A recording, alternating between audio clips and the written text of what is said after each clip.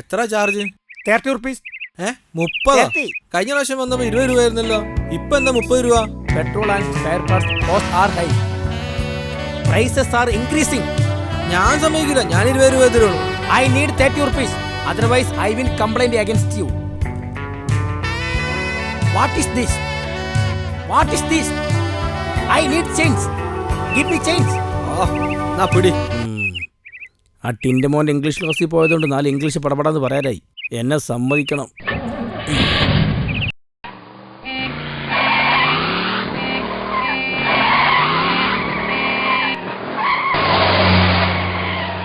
നോക്കു ടിൻ്റെ മോനെ, ഇന്നലെ ഭാസ്കറിന്റെ ഗുണ്ടകൾ എന്റെ വീട്ടിൽ വന്നിരുന്നു.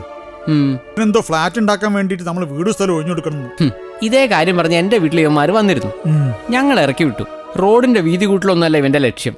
ചുളുവിലയ്ക്ക് നമ്മുടെയൊക്കെ സ്ഥലം വാങ്ങിച്ച് ഇവിടെ ബോംബ് നിർമ്മാണം തുടങ്ങാനാണ് അവന്റെ ഐഡിയ. അതെ, അവന്റെ ഗുണ്ടകൾ എന്റെ വീട്ടിൽ വന്നിരുന്നു. നിന്റെ വീട് അപ്പുറല്ലേ, അവിടെയും വന്നോ? ആ, വീട് വിൽക്കണമെന്നും നല്ല പണം തരാമെന്നും പറഞ്ഞു.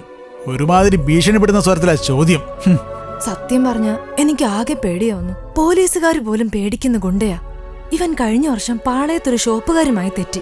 അതിന്റെ പേരിൽ മൊത്തം ഷോപ്പിംഗ് കോംപ്ലക്സും കത്തിച്ച പാർട്ടിയാ. അവനൊരു വിഷപ്പാമ്പാ. അതെ അതെ, അക്കഥ ഞാനും കേട്ടിട്ടുണ്ട്. ഒന്നേ ഉള്ളൂ, ഒരു കാരണവശാൽ ഇവന്റെ സ്റ്റീൽ ബോംബ് നിർമ്മാണത്തിന് വേണ്ടി നമ്മൾ ആരും വീട് സ്ഥലം വിൽക്കുന്നില്ല. അത് തന്നെ. ഇവൻ എന്ത് സമ്മർദ്ദം ചെയ്യട്ടെ. ഈ നാട്ടിൽ നിയമമുണ്ട്, കോടതിയുണ്ട്. അതെ, നമുക്ക് നമ്മുടേതാ വഴിക്ക് പോവാം. അതല്ലേ നല്ല.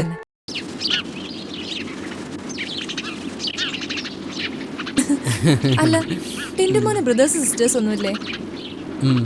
ഒരു സഹോദരി ഉണ്ടായിരുന്നു. സഹോദരി എന്ത് ചെയ്യുന്നു? അത് പിന്നെ യഥാർത്ഥത്തിൽ അത്യാവശ്യം നല്ല സാമ്പത്തിക ശേഷിയുള്ള ഒരു ഫാമിലി ആയിരുന്നു ഞങ്ങളുടെ. എൻ്റെ അനുജത്തി ജന്മന പോളിയോ ബാധിച്ചൊരു വികലാംഗിയായിരുന്നു. ഈശ്വര, എന്നിട്ട്? ഞാനവളെ തുമ്പിന്നാണ് വിളിക്കാറ്. നടക്കാനൊന്നും വയ്യെങ്കിലും നന്നായി സംസാരിക്കും, നന്നായി പാടും. എന്നിട്ട് തുമ്പിക്ക് ഒരുപാട് കഴിവുകൾ ദൈവം നൽകിയിരുന്നു. അതോടൊപ്പം തന്നെ ഒരുപാട് അസുഖങ്ങളും നൽകിയിരുന്നു.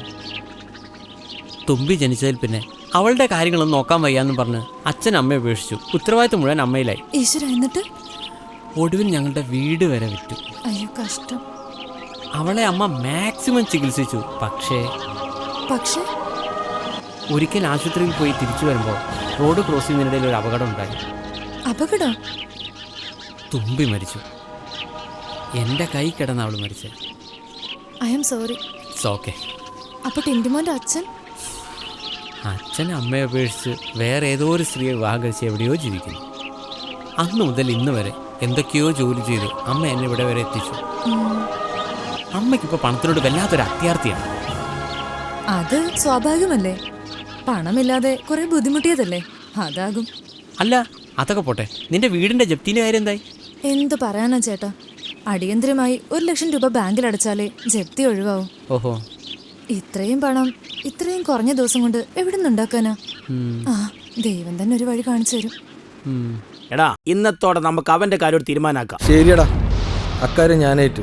നോക്കാം നമുക്ക്. വരുന്നവൻ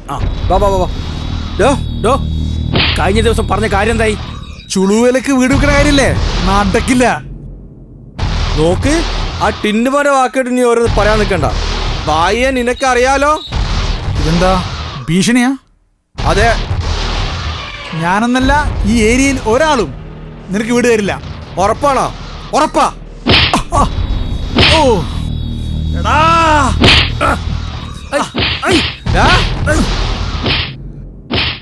അയ്യോ നോക്കമ്മേ. ഭാസ്കറിന്റെ കൊണ്ടവളോ? പ്രശ്നമാക്കണ്ട, ഞാനിതാ ഇപ്പൊ എത്തി.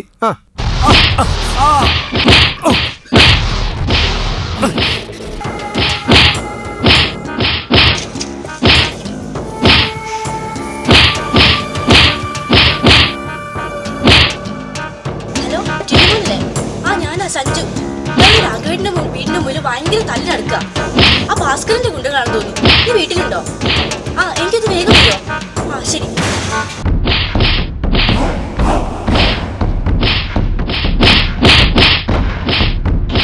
മണി തരി ലാവണ്യ പൂശയിൽ